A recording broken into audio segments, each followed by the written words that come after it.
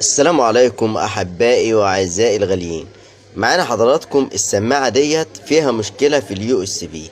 لما جبنا حضراتكم الفلاشه وركبناها فباظ المكان اللي هو بتاع الفلاشه اليو اس بي ده باظ، فعمل مشكله، حصلت قفله في السماعه.